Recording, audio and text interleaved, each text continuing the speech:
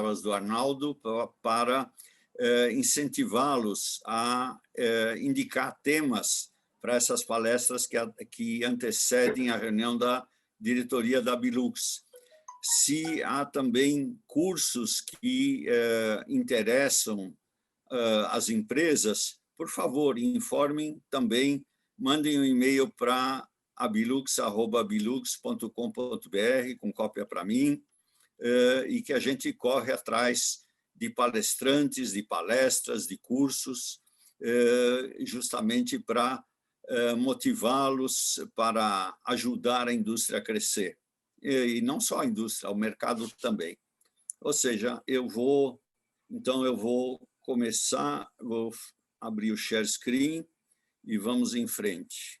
Nos Estados Unidos, eles já estão dando a vacina da Pfizer 6 meses depois da segunda dose. 6 meses depois da segunda dose. Então, o que já foi colocado, inclusive, num texto da Bilux, está no site, o perigo do ultravioleta. Então, o ultravioleta é perigoso, é especialmente perigoso para os nossos olhos, da fotoqueratite, eritema, para a nossa pele dá câncer, e dependendo do comprimento de onda, conforme vocês veem no gráfico, ele pode ser mais ou menos perigoso. Então, existe um comprimento de luz visível, que normalmente vai do 380 até os 780 nanômetros, mas o ultravioleta, o A, ele é dito que vai até o 400 nanômetros. Algumas vezes, em alguma literatura, a gente encontra que o visível vai do 400 também. Mas eu acho que entre 380 e 400 se encaixam dos dois lados. E aí nós temos o UVA, que é o mais longo, depois o UVB, depois o UVC, e depois tem um ultracurto ultravioleta, e esse ultracurto ultravioleta ele só pode ser, ele é mais complicado, inclusive para medir, e a gente só vê ele no vácuo. O mais perigoso para nós, seres humanos, é o UVB. Então, é esse que está no meio aí, entre 280 e 315 nanômetros. Isso não quer dizer que os outros também não sejam perigosos. Também são perigosos, mas o UVB é o mais perigoso deles. E aí nós temos vários tipos, dependendo do comprimento de onda, vários tipos de aplicações. E aqui é apenas aqui mostra apenas algumas aplicações. Então, o UVA normalmente ele é não destrutivo, ele é aplicado em testes. O UVB, então, a gente tem, ele é bactericida, é usado para bronzeamento. O C é usado na cura de tintas, pigmentos, ele é bactericida também, ele é o que inativa o coronavírus, ele serve para, como é que chama, limpar chips, que é o tal do apron erasing. Então, vocês vão ver vários slides em inglês e alguma coisa, eu acho que tem um slide em alemão, eu não sei se tem slide em espanhol também, eu não lembro. Então, a nossa visão não detecta a presença ou a intensidade do ultravioleta, e isso é um dos motivos pelo qual ela é perigosa, porque a gente não percebe ela. Então, os efeitos do ultravioleta são influenciados pelo comprimento de onda, intensidade, grau de penetração e tempo de exposição também. O UVA penetra profundamente e chega a vários milímetros dentro da pele. O grau da penetração depende de todos esses fatores, né? Então, e um dos fatores é, por exemplo, pigmentação da pele. E é por isso que, por exemplo, quando a pessoa faz bronzeamento, o médico tem que detectar o grau de pigmentação para dizer o tempo de exposição e a intensidade que vai ser radiada. exemplos de algumas aplicações em radiação de ultravioleta. Normalmente, então, nessa aplicação VA ou VB, ou ambas, são tratados psoríase, que é aquele negócio que dá normalmente no cotovelo, no braço, que fica esbranquiçado, eczema, todos sabem o que é. Vitiligo são aquelas manchas brancas na pele, que a pessoa passa um líquido chamado psoralen e depois fica um tempo no sol. Mas pode-se fazer também com radiação ultravioleta. Então, existem clínicas que fazem isso para tratar o vitiligo. Hoje tem vários tratamentos que se usa justamente ultravioleta A, B, e se usa, inclusive, o infravermelho. Então, comprimentos de ultravioleta longo, ou seja, o ultravioleta A, eles servem para desinfecção no ar, na água, em superfícies. Onde age o ultravioleta longo? Ele normalmente tem um efeito bactericida. Ele não serve para vírus, ele serve para bactérias, serve eventualmente para fungos. Então, ele serve para água corrente, serve para água, vamos dizer, num tanque, ele serve para ovos, para recipientes antes de colocar conteúdo. Eu me lembro, eu acho que, eu não sei dizer, mas 30, 35 anos atrás, eu fiz para Água Minalba, em Campos do Jordão, radiação ultravioleta para irradiar o recipiente, o tambor de plástico, antes que a água da fonte entrava nela. Então, eu me lembro que eu fui lá em Campos do Jordão e fiz isso eu imagino, 35 anos atrás. Eu realmente não me lembro quanto tempo foi, mas eu fiz isso em tambor, esses garrafões de água, há N anos atrás. E existem, então, várias aplicações para comprimentos de onda longo. Eu já, vamos dizer, há muitos anos atrás, eu entendia bastante do negócio. Hoje eu entendo só um pouquinho. Aplicações do ultravioleta B, que é o 280 a 315 nanômetros. Aqui apenas eu estou citando alguns exemplos, depois eu fico mais extensivo nas aplicações. Então, cura de polímeros e tintas. Então, um polímero que todos conhecem é aquele plastiquinho que o dentista põe no dente e, como é que chama? Aquele material plástico endurece, e se dá uma polimerização e aí o material plástico fica duro. Mas se pode fazer isso em tintas, em N tipos de polímeros, com ultravioleta B.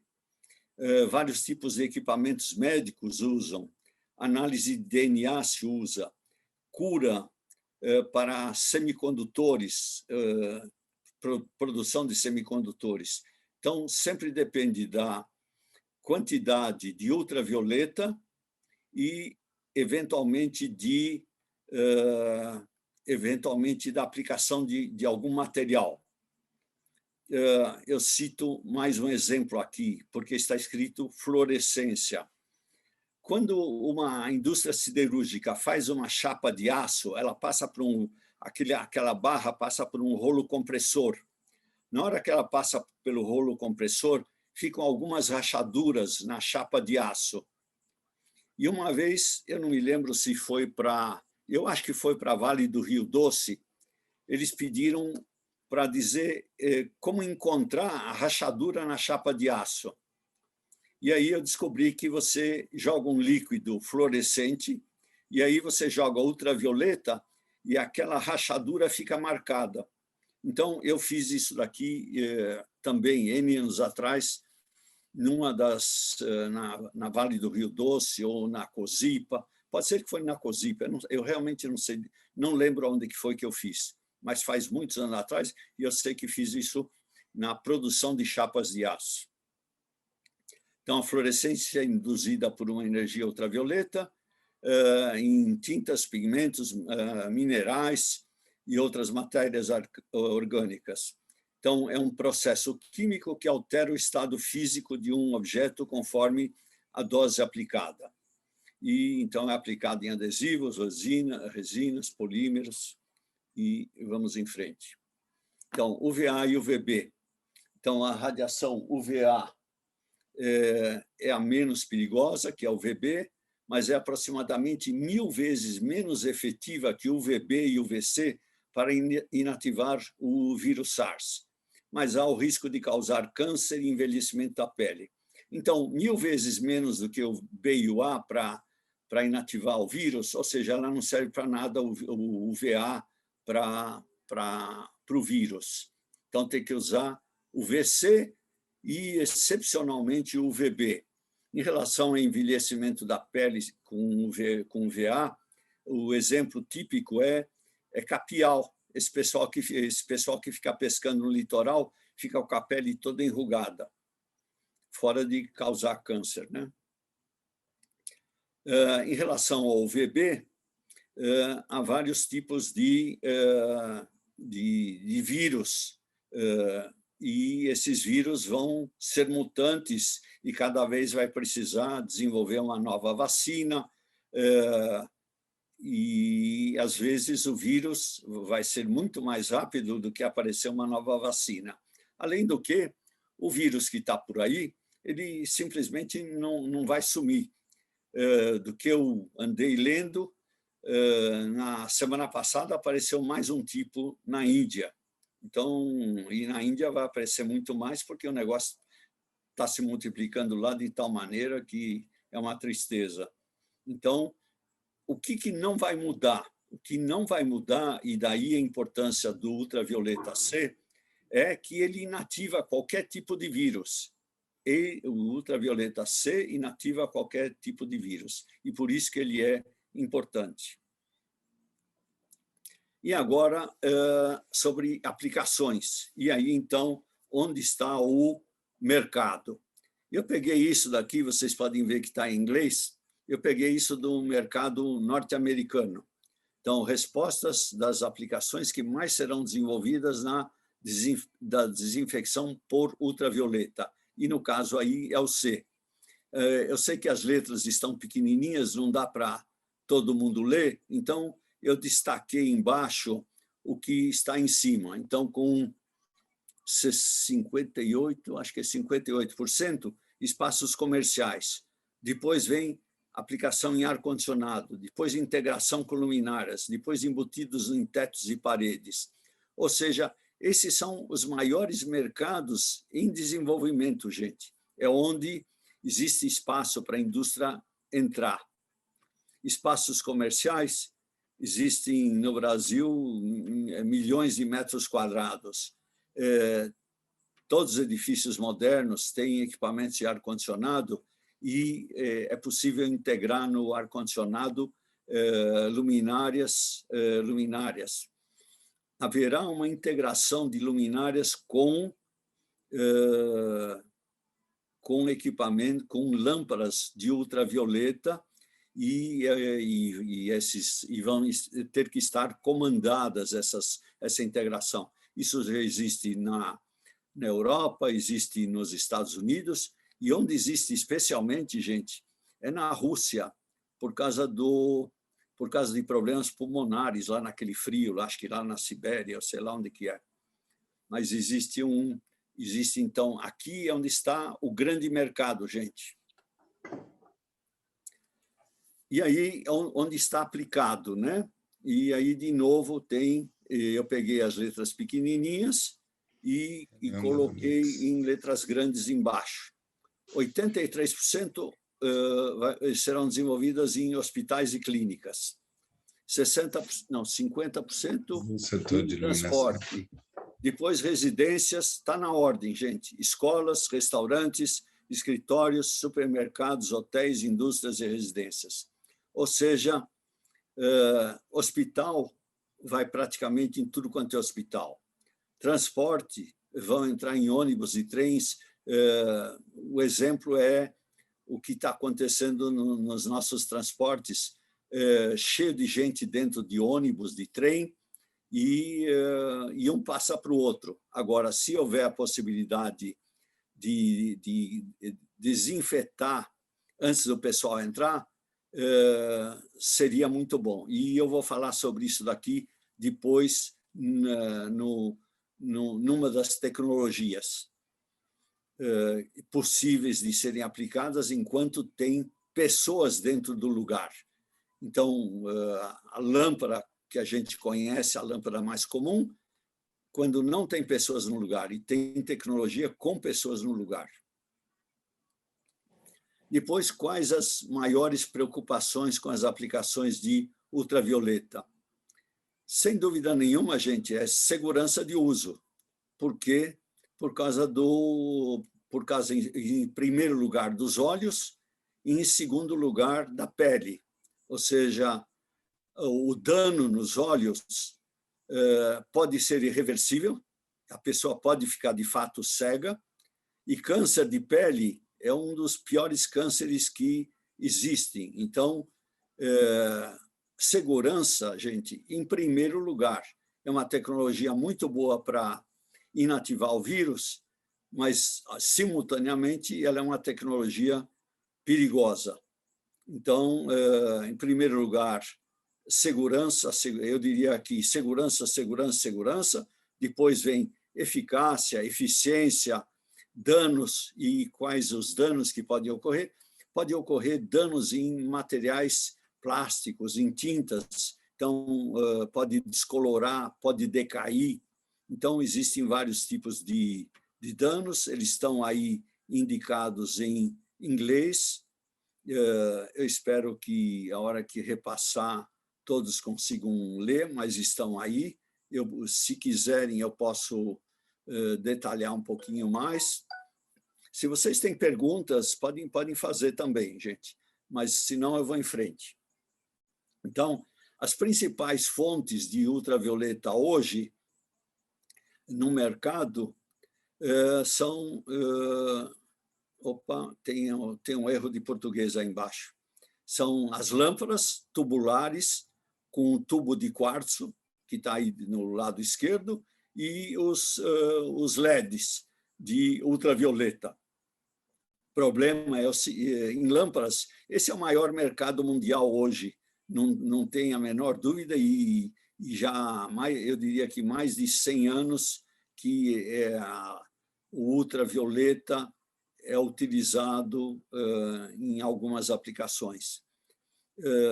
Então, a lâmpada continua forte. Eu imagino que hoje mais de 80% das aplicações no mundo continua sendo essa lâmpada que está aí.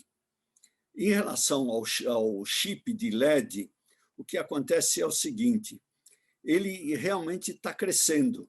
Entretanto, a eficiência dele, ou a eficácia dele, ainda é muito baixa. Então, enquanto a lâmpada tem uma eficácia da ordem de 20% a 35%, o LED tem uma eficácia de menos de 5%. Então, o que está ocorrendo é um conflito, na minha opinião, entre mercado e a opinião dos cientistas. E num slide que vem depois, eu vou mostrar onde está esse conflito. O mercado, sem dúvida nenhuma, a indústria prefere trabalhar com chip, porque o chip, de alguma forma, vai melhorar em sua eficácia. E essa melhora de eficácia trabalha com um negócio pequenininho, resistente, você faz o formato que você quer, pode ser um aparelho pequeno, pode ser um aparelho grande. Então, o chip, o LED, sempre é muito interessante. E quando ele alcançar ou estiver perto da eficácia da lâmpada, aí eu imagino que ele substitua a lâmpada. Mas isso ainda vai tomar algum tempo, ainda que os LEDs de ultravioleta atuem em vários comprimentos de onda, e essa lâmpada que está do lado esquerdo só atua em um comprimento de onda. E aí a gente tem as aplicações, por exemplo, com LED, que são também em vários comprimentos de onda, dependendo do que do chip que você usa, da mistura de materiais que você usa. Então, tem chips para água, para segurança, para equipamentos médicos, para litografia, para vocês podem ver aí, para bronzeamento, que está tanning, para psoríase. Então, tem o mundo para colocar luminárias para várias aplicações em vários comprimentos de onda é um mundo muito grande, que poderia ser um mundo aderido pela indústria de iluminação, porque onde eles são aplicados? São aplicados em bases de metal, com drivers. Não é nada diferente do que a gente usa com lâmpadas ou com LEDs para iluminação. E aí, então, vamos mostrar alguns tipos de luminárias. Eu preciso, acho que talvez correr um pouco, porque ainda tem vários slides. E tenho que terminar até as 3. Então, o que a mais comum, a mais simples das luminárias, essa que está do lado esquerdo embaixo. Você pendura uma luminária, joga ultravioleta para o teto, ela fica a uma certa distância.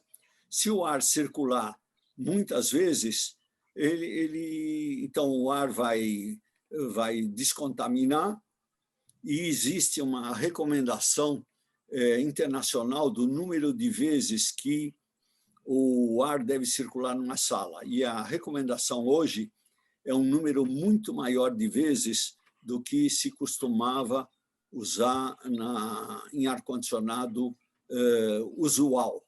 Usual se usava até 12 trocas de ar-condicionado de ar por ambiente, e agora o número, eu não lembro o número, mas o número cresceu muito, gente. Então, é combinação de UVC com um número muito grande de trocas de ar.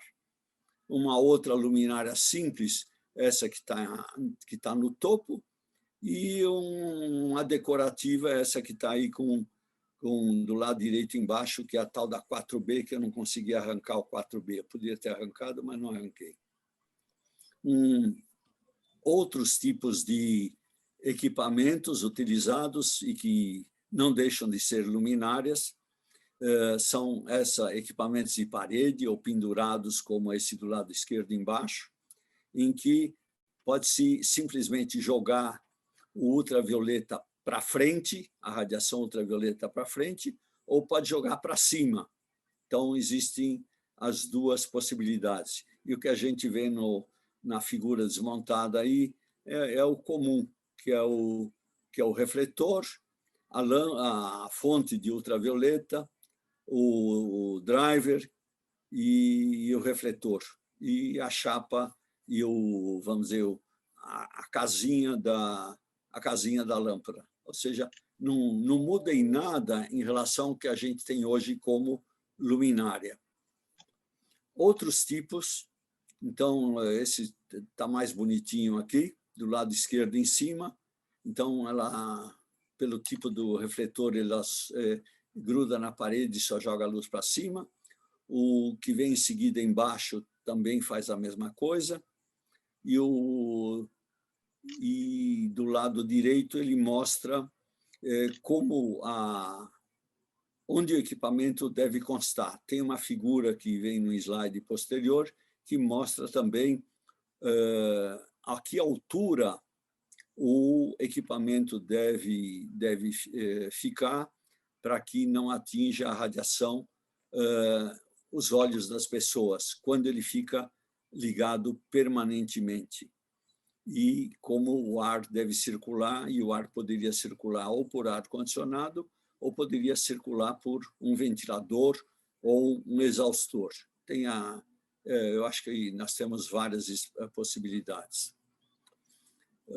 Outros equipamentos, seriam chapas com, vamos dizer, luminárias com lâmpadas instaladas nelas, 1, 2, 3, 4 ou mais, em dutos de ar-condicionado, ou em serpentinas de ar-condicionado, ou trabalhando sobre superfícies. Então, existem vários equipamentos. O que eu estou mostrando é tudo encontrado na internet. Eu tirei praticamente tudo da internet, gente. Então, é fácil de... Vocês vão ter isso aí, mas é fácil de achar também. Existem robôs, tem robôs mais simples, mais complexos. Eu coloquei aí um mais complexo e ele fica andando pelos ambientes. O problema é que ele não resolve todos os problemas, porque superfícies como, por exemplo, embaixo de uma mesa ou de uma cadeira, ele não consegue atuar. Ele é só onde a radiação chega diretamente ou, eventualmente, por uma reflexão, que atuaria em cima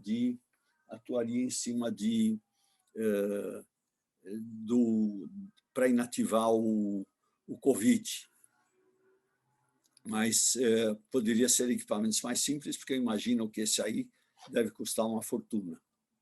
E existem equipamentos que pode-se deixar parado no local, dentro de uma sala, por um determinado tempo, e ele faz exatamente a mesma coisa. Mais ainda, existem equipamentos fabricados no Brasil, quer dizer, não precisa correr atrás do complicado que eu estou mostrando aqui. Existe indústria na área de iluminação que fabrica isso. Pode-se também usar isso daqui para, por exemplo, para máscaras que a gente usou uma vez para usar uma segunda vez. Pode-se usar para outras coisas que a gente pode colocar em armários e irradiar com ultravioleta C.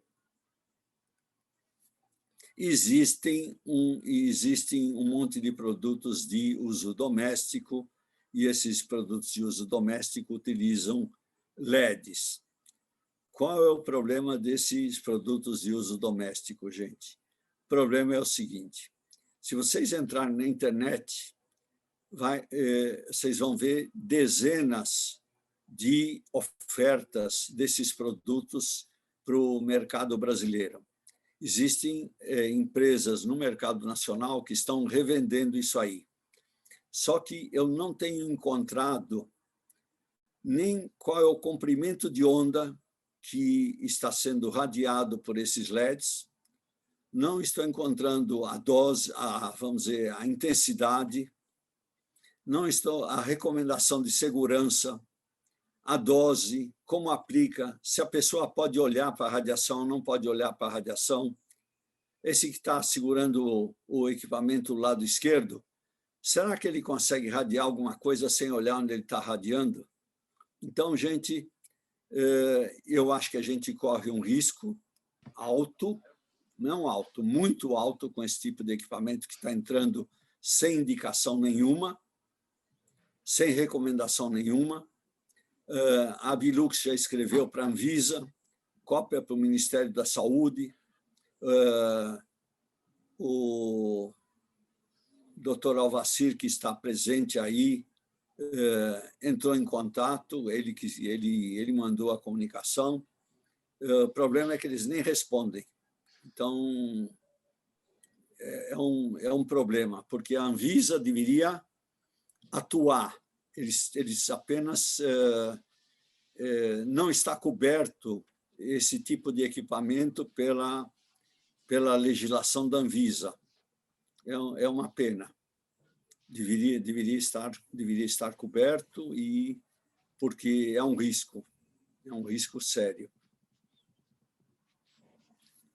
Existem equipamentos para medir a radiação. Eu apenas estou mostrando a fotografia de um deles, mas existem vários equipamentos que medem essa radiação.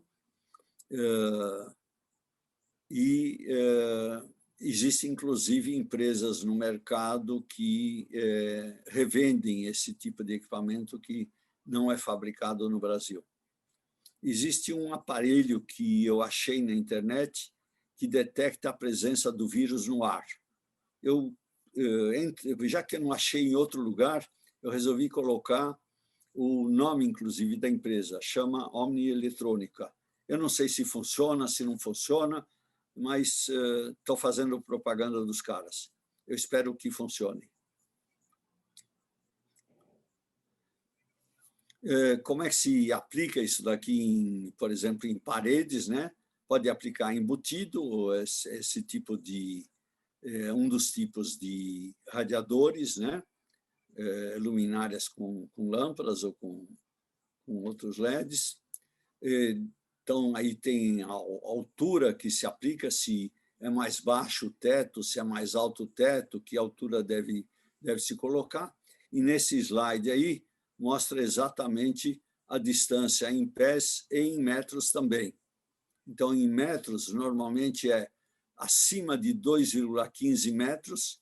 Então, o equipamento sempre acima de 2,15 metros, porque pode ter um cara alto, uns 2 metros, e jogando para cima. Então, essa é a recomendação, é 2,15 metros. E aí, então, a intensidade é medida conforme a distância. Por quê? Porque a radiação funciona exatamente igual à luz. Pode-se aplicar em luminárias com facho mais aberto, mais fechado. Pode-se aplicar em luminárias mais decorativas. Pode-se aplicar, então, contra a parede. Depende. E aí, então, o céu para luminárias decorativas eventualmente com lâmpadas, o céu é o limite, porque existem inúmeros tipos de luminárias decorativas onde podem ser aplicados. Pode ser aplicados, eu estou vendo a luminária, pode ser aplicado também em ventiladores, na parte de cima do ventilador, jogando para cima. Mas eu não me lembro de ter hoje como associado alguém fabricando ventilador de teto. Em relação aos equipamentos aplicados para superfícies ou para equipamentos de ar-condicionado, não difere muito de uma luminária e que pode ser aplicada, vamos dizer, dentro de um equipamento de ar-condicionado ou contra uma superfície por onde passam, por exemplo, alimentos numa indústria alimentícia. Então, isso pode estar em cima de uma correia de alimentos, fabricando bolachinha e jogando ultravioleta antes de encaixar, antes de colocar dentro da embalagem. Então, o guia de desinfecção, então, para espaços ocupados ou espaços não ocupados, que a gente pode ver, então, pelo ar ou para superfícies. Então, para superfícies, então pode-se usar o UVA, conforme esquerda embaixo, e ele, vamos dizer, ele atua em cima de bactérias e fungos. Em fungos, eu posso dar um exemplo. Esses pãezinhos que são pré-cozidos e que vendem em embalagens e que depois a gente esquenta no forno em casa, ele é usado UVA antes de ser embalado. Para o ar, pode-se usar, então, o VC em bactérias e vírus. Do lado direito, em espaços não ocupados, a gente só vê o VC, e embaixo, onde está mencionado ozona, ozona é justamente para ele, eventualmente, entrar embaixo da mesa, embaixo da cadeira, onde o VC não consegue chegar. O problema do ozona é que não pode estar ninguém no ambiente, porque se ele pegar o pulmão, era uma vez o pulmão. Então, eu não sei qual é mais perigoso, se é o ozona ou se é o VC, mas os dois são perigosos. E aí, então, vai uma lista inteira de aplicações, e aí, então, vai desde o VA até o VC. Eu vou mostrando uma série de slides para conseguir terminar em tempo. Eu vou andar um pouquinho mais rápido. Então, vocês veem uma série, vai estar a lista. vocês vão ter à disposição, mais UVA. Então, a área que poderia ser coberta pela indústria e utilizada pelo mercado, gente, é gigantesca.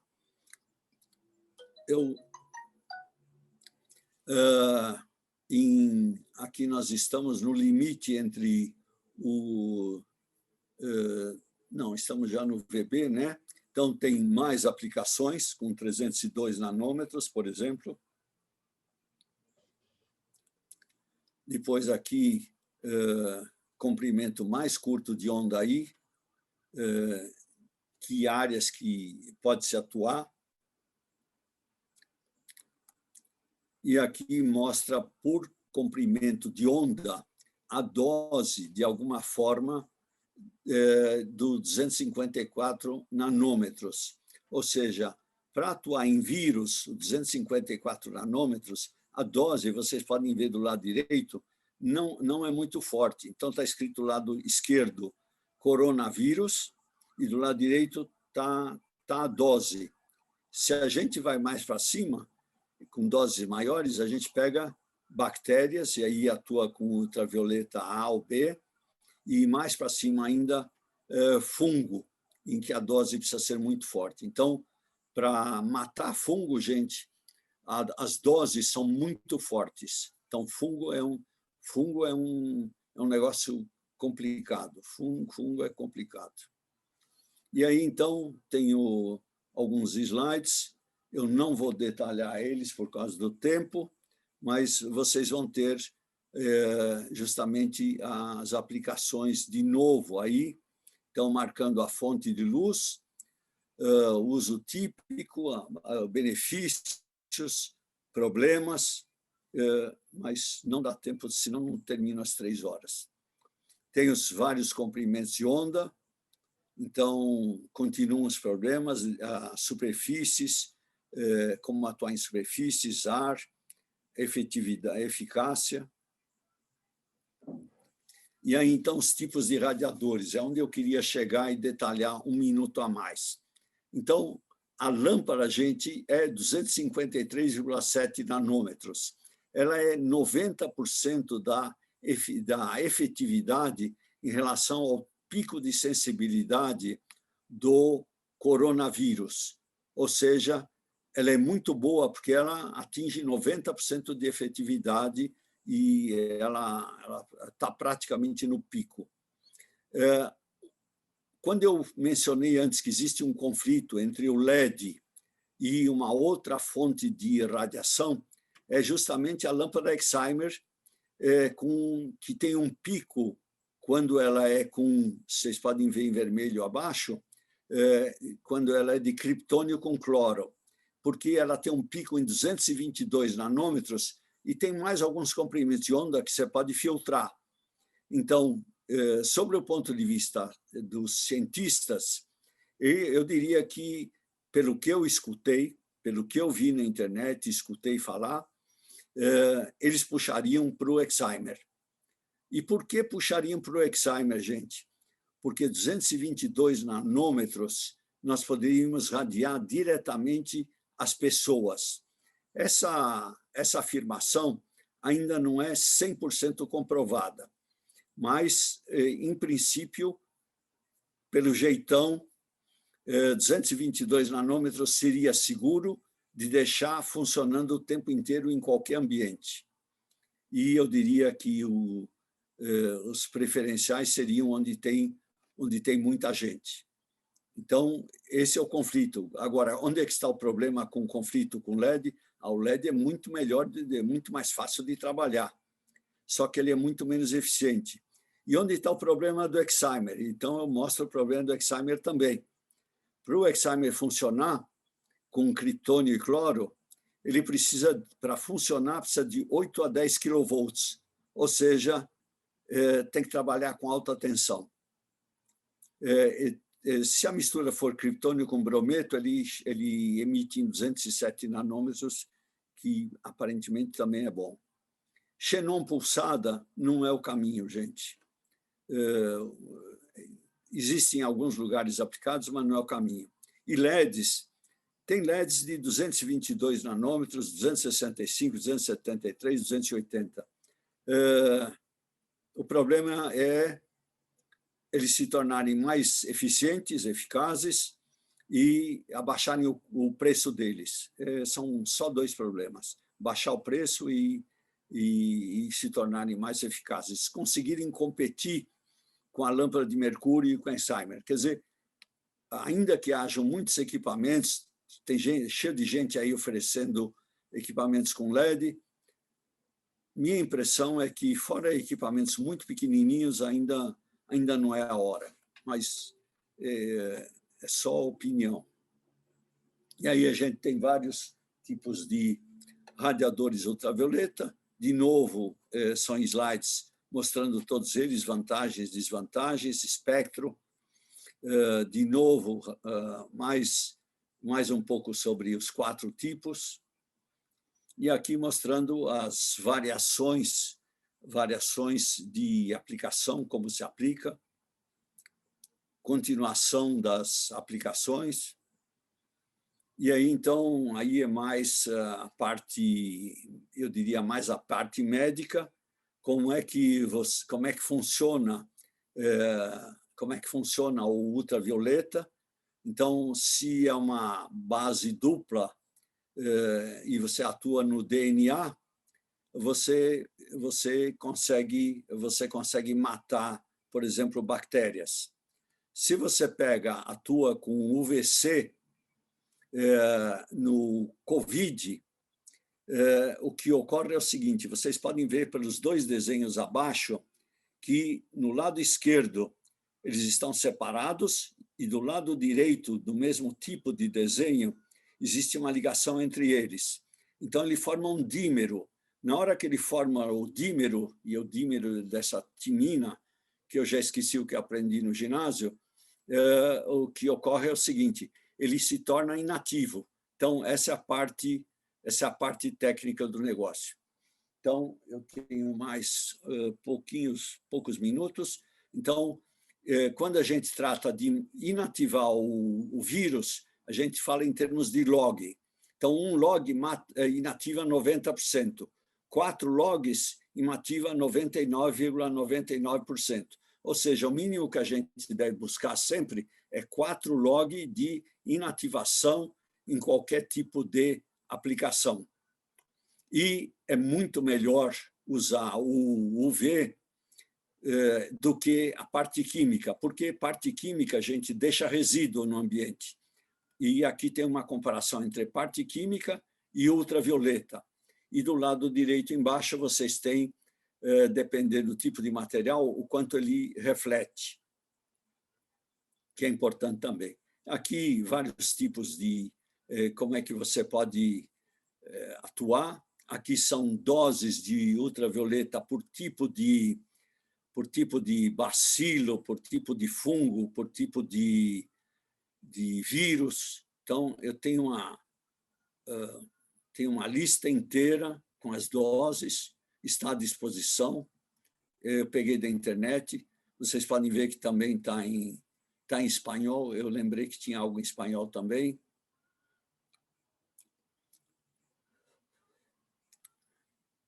Ou seja, tem uma lista inteira. E aí tem o coronavírus aqui com a dose que ele precisa em watt-segundo por metro quadrado. Aqui a diferença entre... Existem normas, recomendações, normas internacionais. Eu estou citando 3. Uma é da Comissão Internacional de Iluminação, é a primeira. A segunda, da ANSI e ESNA, também sobre o assunto. A terceira é do IES. E a IEC está soltando uma nova, baseado num texto que foi feito pela Global Lighting Association. Então, está saindo uma nova da IEC, gente, que é sobre a parte de segurança. Aqui é um texto sobre riscos. Existem riscos também em lâmpadas comuns, e esses riscos estão numa publicação, por exemplo, da norma da IEC, e nós vamos correr atrás disso na nossa normalização no Brasil, para ter essa norma também aqui publicada. O último slide, eu peguei só esse é o último, de um produto comercializado na Alemanha. Então, o que ele chama a atenção? Uma luminária de parede com LED. Então, dá para até ver pelas palavras. Neutralização com UVC, com luz UVC, ele chama 99,9%. Ele usa 3 lâmpadas de 30 watts, lâmpadas. Depois, onde está escrito FLAC, FLAC é área de cobertura indireta, 25 metros quadrados ou 15 metros quadrados direto. Ele diz quantos metros cúbicos de ar deve ser trocado por hora pelo ventilador, e ele usa lâmpadas de 254 nanômetros. E ele fala que essa lâmpada não tem ozônio, ozone free, então é livre de ozona. Então, por quê? Porque ozona também é muito perigosa, ou seja, ozona é radiada em 180 nanômetros. E então essas lâmpadas têm filtros e não radiam em 180 nanômetros. Bom, gente, eu terminei 3 horas e 1 minuto, desculpem o atraso, eu tinha que terminar às 3. E se alguém tem perguntas, manda, por favor, por e-mail, e depois eu respondo, porque eu tive que correr, porque eu talvez botei slides a mais do que poderia falar no tempo, e ainda tive um problema aí no começo. Mas talvez um tempo para pelo menos uma pergunta, seu Isaac. Tudo bem. Se alguém quiser, pode fazer pergunta. Isaac, eu gostaria de fazer uma pergunta para você. É Leôncio que está falando. É o seguinte, está escutando ou não? Estou escutando. Então, queria saber se no Brasil já temos fabricantes disso e se existe alguma regulamentação de segurança para a fabricação desses produtos. Fabricação no Brasil nós já temos. Então, por exemplo, o senhor Vitorello, que está presente aí, ele fabrica esse tipo de equipamento, é um deles. Eu imagino que existam outros também, mas o senhor Vitorello da Guarilux é um dos que fabrica esse tipo de equipamento. Temos outro participante aqui também que produz uma caixa de desinfecção, é a Luxion. Então a Luxion também tem a caixa de desinfecção, e talvez hajam outros também. Ou seja, nós temos indústrias no Brasil que já estão atuando no mercado. Sobre o ponto de vista de segurança, eu diria que tem que seguir algumas regras. Então, em primeiro lugar, o equipamento tem que vir acompanhado de uma bula. A pessoa que vai trabalhar, vai instalar e vai operar esse equipamento precisa ser treinada. Onde tem que estar na bula que onde tem uma lâmpada UVC acesa, radiando para baixo, não pode ter ninguém. E isso tem que ter uma série de regras que tem que constar da bula. E mais importante de tudo, Leôncio, é o tamanho do mercado. Vocês viram o tamanho do mercado, é imenso, e isso vai crescer cada dia mais.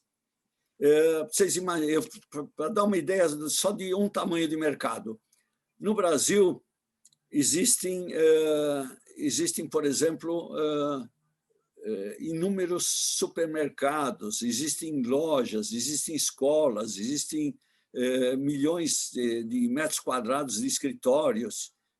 O mercado é enorme. Mais alguma coisa que eu poderia falar? Eu tenho mais um item que eu queria falar, é o seguinte, onde você pode usar também, por exemplo, o VA. O VA é aquele negócio, aquela luzinha azulzinha que tem na padaria que frita insetos. No Brasil, existem 70 mil padarias e confeitarias. Vocês já pensaram que isso aí é mercado para fabricante de luminária? Eu não conheço um associado da Bilux fabricando aquelas gaiolinhas para pegar inseto em padaria. Então, é um mercado, gente. Existe na China um fabricante de fritadeira de inseto em padaria e outros tipos de aplicações que fabrica 40 milhões de unidades ano. Talvez seja o maior da China, mas 40 milhões não é nada desprezível, gente. Bom, é isso. Mais alguém aqui no grupo que tem algum produto em produção relacionado ao assunto? Arnaldo, Sim. Eu vou pedir para que você depois me passe pelo WhatsApp essa apresentação do Isaac, pode ser? Sim, claro. E a gente vai disponibilizar também pelo canal do YouTube. Você mandar no WhatsApp, porque tem um trabalho com o pessoal da Anvisa para fazer. Sim, sim. Então, as outras perguntas que a gente recebeu aqui pelo chat, a gente responde posteriormente. Agradeço a todos, porque a gente tem agora a reunião de diretoria, a reunião geral da Bilux, que todos associados são convidados a participar. E aqueles que ainda não são associados são convidados a se associarem, como a gente tem conversado aí por telefone e e-mail com vocês, que ainda não são associados, para poder participar das reuniões, discussões do grupo, comitês, grupos de trabalho, buscando aí o fortalecimento do setor nacionalmente. Tá bom? Agradeço a todos e aguardamos aí alguns minutos para a gente iniciar a reunião de diretoria.